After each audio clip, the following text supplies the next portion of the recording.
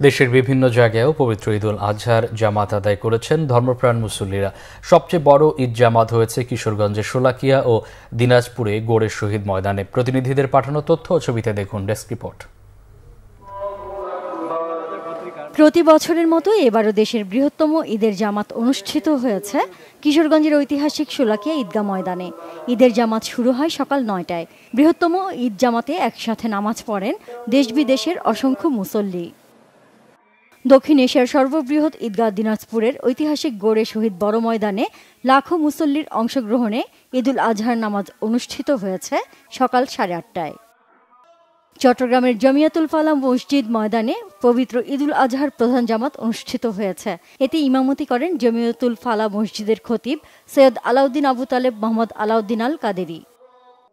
ময়মনসিংহ জেলার ২৫০০ ঈদগাহ মাঠ ও মসজিদে পবিত্র ঈদুল আজহার জামাত অনুষ্ঠিত হয়েছে সকাল 7:30টায়। জেলা প্রশাসক সহ বিএনপি ও জামায়াতে ইসলামীর স্থানীয় নেতা সহ হাজারো মুসল্লি ঈদের নামাজ আদায় করেন। সিলেটের ঐতিহাসিক শাহী ঈদগাহ ময়দানে পবিত্র ঈদুল আজহার প্রধান জামাত অনুষ্ঠিত হয়েছে সকাল 8টায়। এতে মহানগরী ছাড়াও জেলার বিভিন্ন উপজেলা থেকে ধর্মপ্রাণ মুসলমানরা অংশগ্রহণ করেন।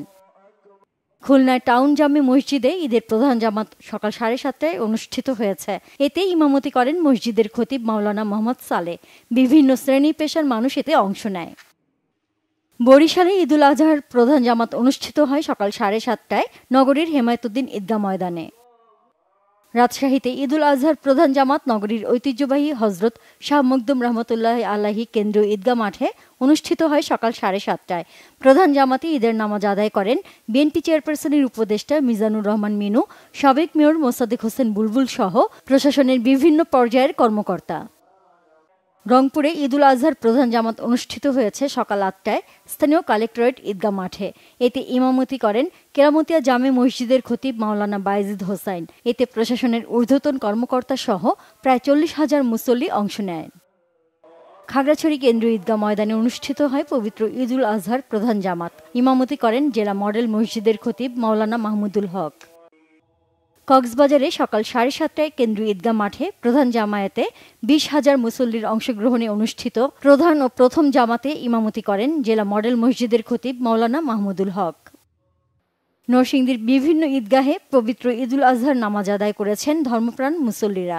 গাবতলী ঈদগাহ মাঠে মুসল্লিদের সাথে নামাজ আদায় করেন বিএনপির যুগ্ম মহাসচিব ও জেলা বিএনপির সভাপতি খায়রুল কবির খোকন সহ বিভিন্ন শ্রেণী পেশার হাজারো মানুষ। বাগেরহাটের বিশ্ব ঐতিহ্য ৬০ গম্বুজ মসজিদে ঈদুল আজহার প্রধান জামাত অনুষ্ঠিত হয়েছে।